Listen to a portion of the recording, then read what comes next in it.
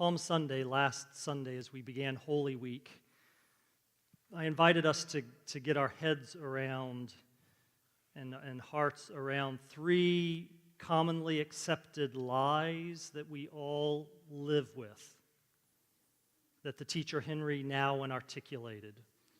And for those of you who are here, I'm reminding you, and those of you who are not, want to share what these lies that we live with are. They are, I am what I have, I am what I do, and I am what others say about me. These lies tempted Jesus because Jesus was human, as they tempt us all, and he had to overcome them in order to follow his true and given path, as we all do. We are so much more than what we have and what we do and what others say about us. We are each a unique and beautiful aspect of the infinite mystery of God. So we were granted this shining, sparkling gift of life, each of us, not to use for our own purposes, but to offer to the purposes of our Creator, the one who granted us this life. We were given this life for the purposes of love, because we say God is love. And the more work we can do to open to our soul's true identity as a conduit of love, above all else, the better. The difficulty with this way, and why we default to basing our identity off of what we have and what we do and what others say about us, rather than what love calls us to, is quite simply that love makes us vulnerable.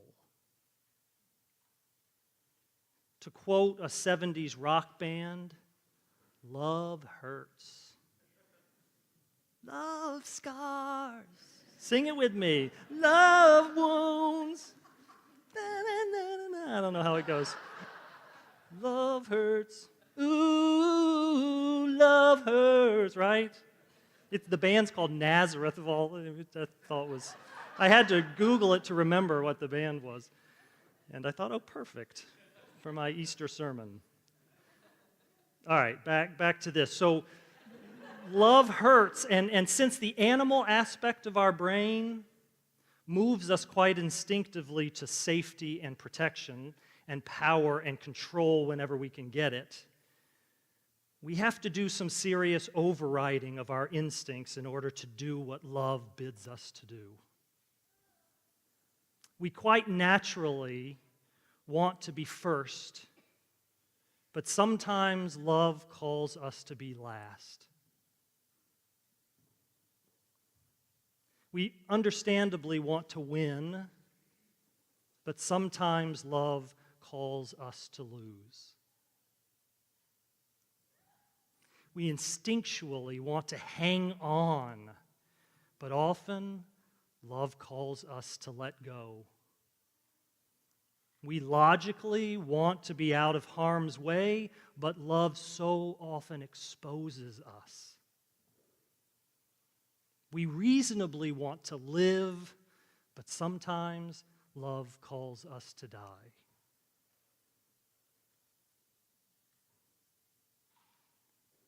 And given that every single one of us is essentially a son, a daughter, a child of God who is love, then we must do the work of burrowing down into the deeper core place that resides in our essence, in our true selves, and learn to live lives out of that place, out of that wellspring of love.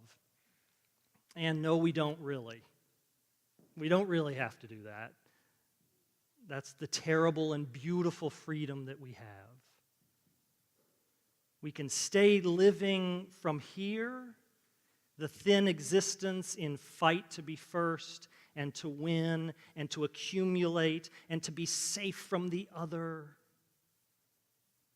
But to become most fully and beautifully who we are meant to be, we must figure a way through the more superficial drives to get to that spring of love from which all of creation springs and by which all creation wants to be fulfilled. And this is what lies at the heart of Easter. It is this phenomenal and spectacular affirmation of the truth, power, and supremacy of love. Love spread this wide. God descends from heaven, we say, because we don't quite have the language right. We know God's not like up in the sky descending.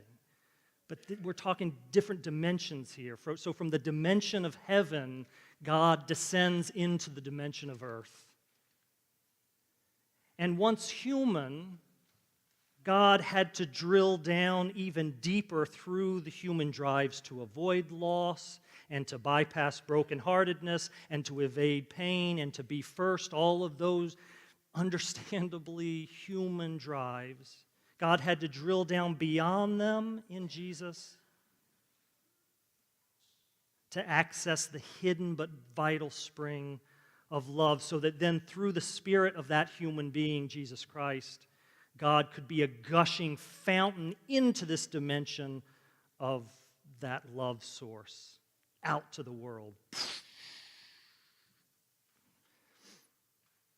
It was quite intentionally a plan of salvation that was not top down.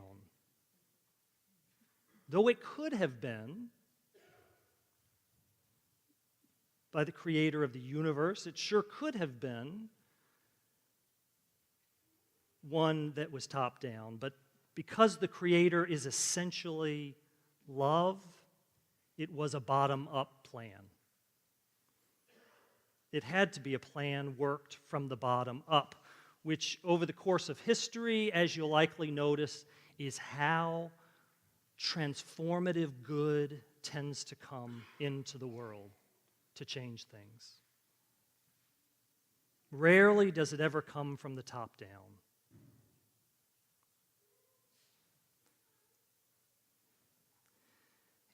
Not from crafty politicians in Washington, but from children marching in the street. Not from adored sport and film personalities, but the silenced women who find a voice.